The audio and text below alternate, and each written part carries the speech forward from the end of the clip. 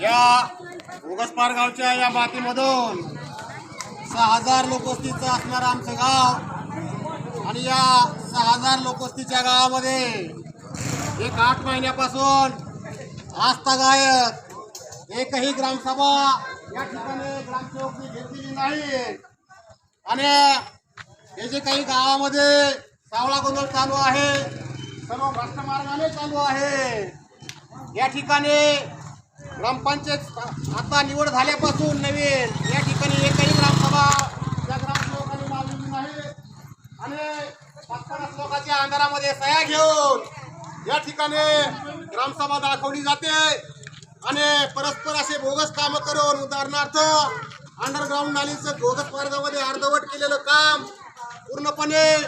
निकृष्ट दर्जाचं आहे आणि परस्पर त्याचे बिल हडप केले जातात आणि यांचा फक्त डोळा पैसे उचलण्यावर आहे। या ग्रामसेवकाला या ठिकाणी हा बाळासाहेब गरकर या घोगसपार गावच्या या मातीमधून महाराष्ट्रासमोर आणि बीड जिल्ह्यासमोर जाहीर आव्हान करतो की या भ्रष्ट जो कारभार या ग्रामसेवकाने या ठिकाणी चालवलेला आहे, तर या ठिकाणी या 6000 लोकांच्या या लोकांना या ठिकाणी मूर्ख बनवण्याचा धंदा या ग्रामसेवकाच्या मार्फत या ठिकाणी चालू झालेला आहे आणि या ठिकाणी मी महाराष्ट्राला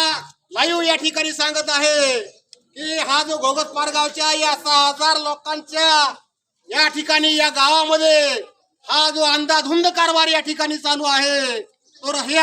या कारभारावर प्रशासनाने त्वरित लक्ष द्यावं आणि हा जो भ्रष्ट कारभार चालू आहे यावर तात्काळ अशी कारवाई करण्यात यावी, अन्यथा या ठिकाणी या लोकांना घेऊन पुढचा मार्ग अवलंबिला जाईल आणि या गोष्टीला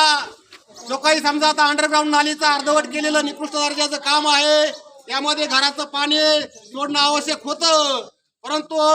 सर्वच घराचं पाणी त्यामध्ये सोडलेलं नाही आणि अतिशय निकृष्ट दर्जाचं काम या ठिकाणी सचिन कांबळे नावाचा एक गुत्तेदार घोगसपार गावामध्ये येतो आणि बोगस काम करून जातो। पहिली नाली असतानाही ती नाली उकरून फेकली जाते 2 वर्षामध्ये, दुसऱ्या नाल्या काढल्या जातात फक्त पैसे मिळवण्यासाठी, भ्रष्ट मार्गाने पैसे घसड घालण्यासाठी। तरी ही जी अंधाधुंदी चालू आहे ती कोणाच्या आशीर्वादाने चालू आहे? कोणता पुढारी या बीड जिल्ह्यातला त्यांची पाठराखण करतो आहे? जर ह्या बाळासाहेबाला त्या पुढाऱ्याचं नाव कळलं तर तो पुढाऱ्याचं धुमडं वाजल्याशिवाय हा बाळासाहेब गरकर राहणार नाही, हेच या ठिकाणी सांगतो आणि थांबतो।